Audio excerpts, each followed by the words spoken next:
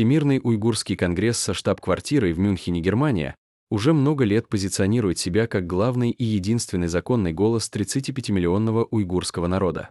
Они проводят громкие международные медийные кампании, выступают в Конгрессе Соединенных Штатов, Европейском парламенте и Организации Объединенных Наций. Рассказывают ужасные истории о притеснениях в Синьцзян-Уйгурском автономном районе Китая и регулярно получают миллионы долларов от американских и европейских фондов. Но что, если вся эта кричащая правозащитная картинка всего лишь ширма? А может, за ней скрывается совсем другая реальность? Харассмент, сексуальная распущенность, внутренние интриги и борьба за власть, травля жертв, вплоть до угрозы смерти и банального распила денег. Сегодня мы покажем вам обратную сторону этой организации и ее руководителей. Все началось со скандального обвинения президента Всемирного уйгурского конгресса Далкун Иса в сексуальных домогательствах к турецкой студентке Эсма Гюн, волонтера уйгурского движения. Tokenized vicious misconduct of sexual harassment. The year 2021 saw a shocking scandal of sexual harassment as Mugun, a Turkish-Belgian university student, 2022 at the time unfortunately became the victim of sexual harassment by Dalkun Isa, president of the World Uyghur Congress. В 2021 году разразился шокирующий скандал. Эсма Гюн, 22-летняя студентка турецко-бельгийского университета, стала жертвой сексуальных домогательств со стороны Далкуна Иса, президента Всемирного уйгурского конгресса. В тот день Эсма Гюн получила шокирующее сообщение: «Я хочу тебя поцеловать», написал Далкун Иса, который был на 31 год старше ее и обладал властью. Особенно цинично было то, что он отправил это во время обсуждения геноцида уйгуров, сказала Эсма. Она почувствовала сильное беспокойство и была напугана внезапными сексуальными домогательствами. Однако Далкун Иса безрассудно продолжал свои домогательства. «Но я бы действительно поцеловал тебя, не отпуская. Я был бы так рад, если бы ты меня поцеловала». Далкун Иса просил Эсму встретиться с ним. «Ты могла бы приехать на несколько дней. Мы поговорили бы о приятных вещах, я заставил бы тебя смеяться и расслабиться. Не надо рассказывать об этом другим». Такое поведение позволило Эсме увидеть насквозь так называемого защитника прав уйгуров. В конце концов, она выразила свой молчаливый протест против злоупотребления властью и сексуальных домогательств, покинув уйгурский конгресс. Примечательно, что женщины, занимавшие руководящие должности в Конгрессе, такие как Рушан Аббас и Зумритай Аркин, хранили молчание, а Всемирный уйгурский конгресс поддержал Далкун Ису, легитимизировав сексуальное насилие и начав кампанию очернения против пострадавшей турецкой девочки. Хотя первоначально Далкун Иса в своем аккаунте в Твиттере принес извинения: «Я глубоко сожалею о том, что отправлял сообщения, которые причинили дискомфорт и страдания». Однако, позже во время выступления на уйгурском канале радио «Свободная Азия» он опроверг обвинения, заявив: «Китай прибег к различным заговорам, чтобы свергнуть меня. Я не помню такого разговора и не помню, кто была эта девушка». Юристы настаивали на том, чтобы Эсма Гюн подала иск против Далкун Иса, тем более, что вся переписка задокументирована, но Эсма ответила: «Я не хотела, чтобы уйгуры знали, что их лидер такой человек. Им и так трудно сохранять надежду». Вся эта история не получила бы огласку, если бы другая девушка, Джули Милсап из проекта по правам человека уйгуров, не подняла шум. Председатель совета директоров проекта по правам уйгуров Нури Туркель склонил стать любовницей Джули Милсап, младше его на 20 лет, хотя так же, как и Далкун Иса, имел жену и детей. Когда она подняла вопрос о своей многолетней сексуальной связи с Нури Туркель, на нее начали давить. Ее отстранили от работы и даже пытались заставить подписать документ о неразглашении. Обеих девушек обвинили китайскими агентами. Примечательно, что человеком, сводивших девочек к руководству, была Рушан Аббас. Рушан Аббас — любимый правозащитник американского государства, отвечающего за национальную безопасность. Еще одна влиятельная организация, отделившаяся от сети Всемирного уйгурского конгресса, это компания «За уйгуров». Эту группу возглавляет Рушан Аббас, бывший вице-президент Объединенного уйгурского альянса. Западные СМИ представляют Аббас просто как уйгурского правозащитника, однако многие считают ее сотрудником правительства и армии США. В своей биографии Аббас гордится своим обширным опытом работы с американскими правительственными учреждениями, включая Министерство внутренней безопасности, Министерство обороны, Государственный департамент и различные разведывательные агентства США. Хотя Аббас когда-то открыто рассказывала о своем сотрудничестве с правительством США, после провального публичного выступления в декабре 2019 года она попыталась удалить биографическую информацию из своего онлайн-профиля. Во время форума вопросов и ответов «Спроси меня что угодно» на Reddit участники назвали Аббас агентом ЦРУ и пособником правительства США, что побудило ее попытаться скрыть свою биографию из интернета. Работая в военной подрядной компании, Аббас служила правительству США и участвовала в так называемой войне с терроризмом администрации Буша в качестве консультанта в Гуантанамо, поддерживая операцию «Несокрушимая свобода». Аббас также работала лингвистом и переводчиком для нескольких федеральных агентств, в том числе для Государственного департамента США в Гуантанамо на Кубе, где пытали пленных уйгуров. Как и многие ее коллеги, так называемые уйгурские правозащитники, Аббас работала на радио «Свободная Азия». Ну а что же сами уйгуры? Первым выступил уйгурский активист Абдурей Мгани. Открытое письмо уйгурского активиста Абдурей Мгани руководителям Всемирного уйгурского конгресса Рабия Кадир, Рушан Аббас, Далкун Иса. Чем вы занимаетесь? Давайте слушать реальный голос уйгурского народа. Я отказался от своих полномочий делегата 7-й Генеральной Ассамблеи Всемирного уйгурского конгресса, потому что разочарован в организации. Считаю, что ВУК не может представлять всех уйгуров. Правда не всегда сладка, она бывает горькой, уйгурская пословица. Вопрос к руководству Всемирного уйгурского конгресса. Является ли то, что вы делаете, делом уйгуров? Или вы используете проект продвижения Американского национального фонда демократии, чтобы просто создавать видимость деятельности перед нацией, в то время как молодые уйгуры задаются вопросами? Мы занимаемся делом уйгуров или работаем на американский проект?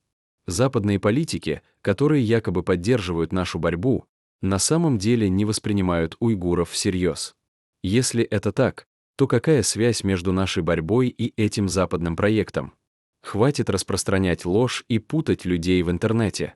На 7-й Генеральной Ассамблее Всемирного уйгурского конгресса возникли серьезные разногласия по поводу процесса выборов.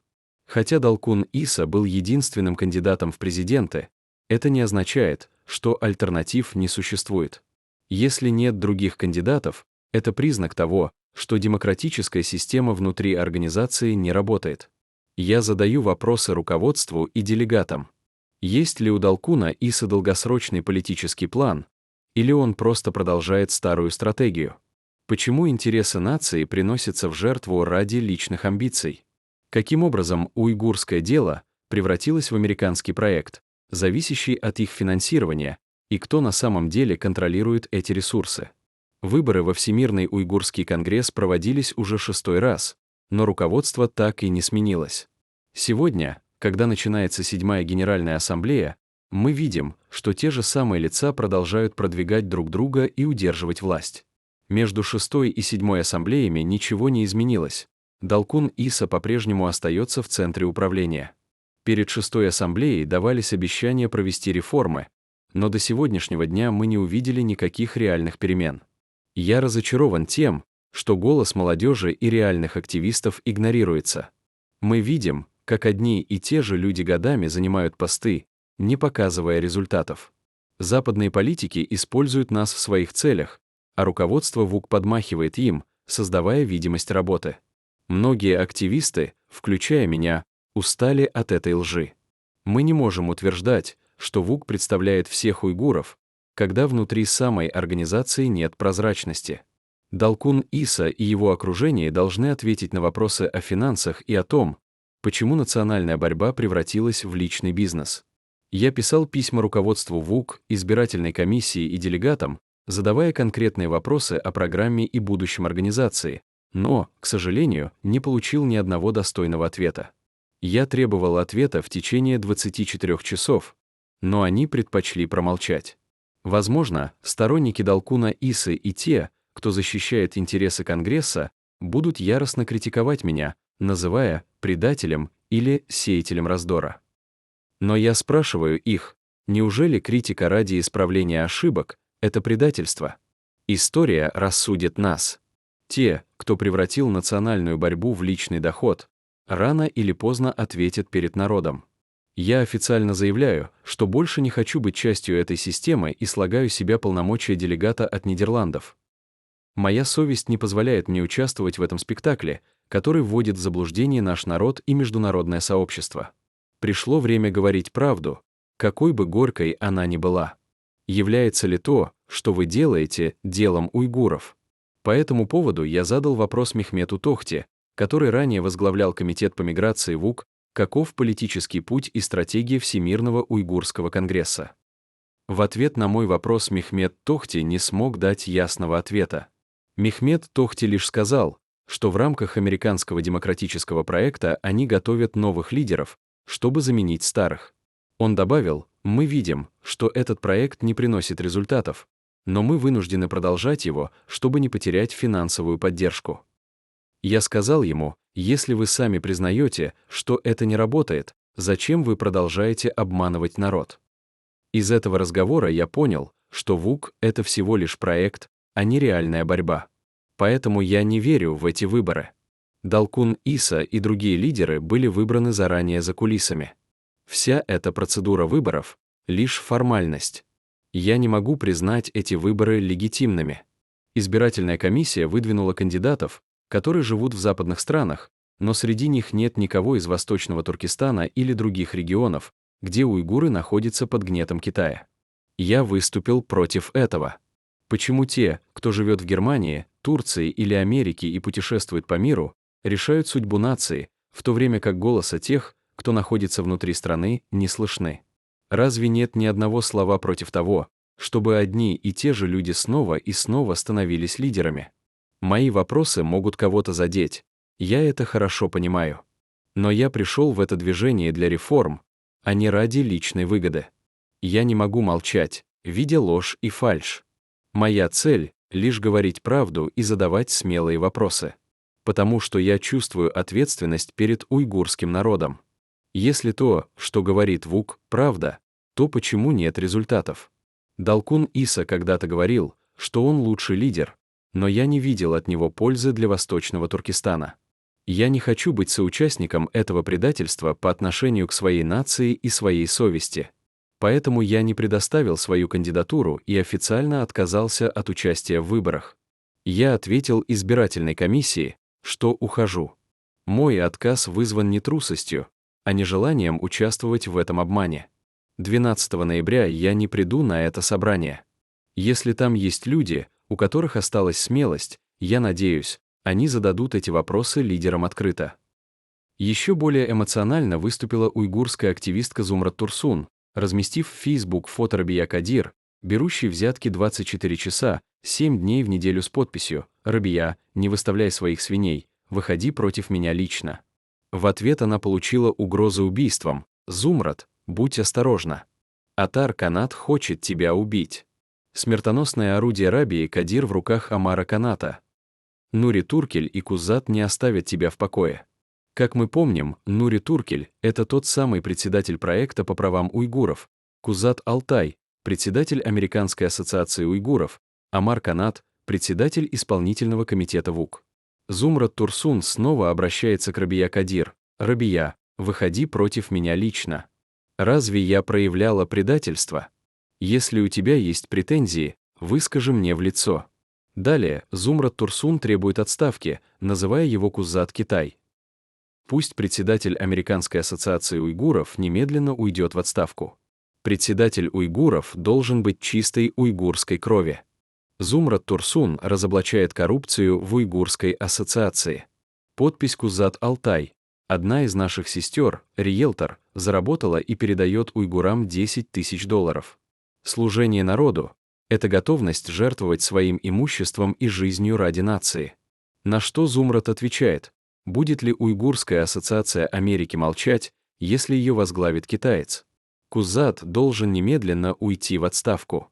Президентом Уйгурской ассоциации обязательно должен быть уйгур. Но вернемся к руководству Всемирного уйгурского конгресса. Одним из основателей Уйгурского конгресса является Энвер Джан, Родился в Кульдже в 1949 году. Был председателем-основателем Конгресса Восточного Туркестана в Германии, заложивший основы Всемирного уйгурского конгресса. Энвер Джан заявил прессе: «Из-за Далкуна Иса наше дело и наша организация понесли огромный ущерб». Энвер Джан, основатель Всемирного уйгурского конгресса, рассказал об угрозах убийства со стороны агрессивного лидера Далкуна Исы. «Я думаю, он угрожал целенаправленно, по соглашению с некоторыми людьми в Мюнхене, с судимостями. За то, что я сказал, он не может снова баллотироваться на пост президента, согласно уставу и чье имя фигурирует в скандале с сексуальными домогательствами». Далкун Иса позвонил Энвер Джану и пригрозил: «Если вы не прекратите обсуждать обвинения в домогательствах в мой адрес, я навещу вас вместе с представителями сообщества, что может привести к похоронам». Энвер Джан подал заявление в немецкую полицию. Дело было так: после пятничной молитвы я подошел к нему, протянул руку и сказал: «Я не могу вас найти уже 2 недели». Далкун Иса сказал мне: «Вы не стояли рядом со мной, вы потеряли право пожать мою руку». Затем он публично закричал: «Я больше не хочу видеть этого человека здесь». Он ожидал, что я буду всегда стоять за него, без всяких вопросов. После этого я написал об этом, поделился информацией с общественностью, и мои публикации продолжились. Примерно через неделю он позвонил мне и сказал: «Я уволил тебя из центра. Если ты не прекратишь писать, на этот раз я приду со своими друзьями и будут похороны». Явно это была угроза убийством. Я думаю, что он угрожал не по собственной инициативе, а организованно, посоветовавшись с несколькими людьми с судимостями в Мюнхене. При необходимости я могу назвать имена этих людей. Газета «Айденлык» сообщила 19 сентября 2021 года, что президенту Всемирного уйгурского конгресса Далкуну Исе было отказано во въезде в Турцию. Иса, прибывший в Анкару самолетом из Германии, был вынужден вернуться из-за запрета на въезд, выданного Главным управлением безопасности и Главным управлением по миграции на основании угрозы общественной безопасности. В октябре 2024 года в Сараево прошла 8-я Генеральная ассамблея Всемирного уйгурского конгресса. Далкун Иса не остался президентом. Новым президентом, опять безальтернативно, избрали Тургунджана Алавудуна. Вице-президентами стали Зумритай Эркин, Эркин Ахмедов и Абдурешит Абдулхамид. Председателем исполнительного комитета все та же Рушан Аббас. Но после всех скандалов с домогательствами, угрозами убийством оппонентов, попытками замолчать жертв насилия и огромными западными грантами, вопрос остается открытым. Так кто они на самом деле? Искренние патриоты, борющиеся за уйгурский народ, или жадные грантоеды, которые превратили правозащиту в удобный и прибыльный бизнес?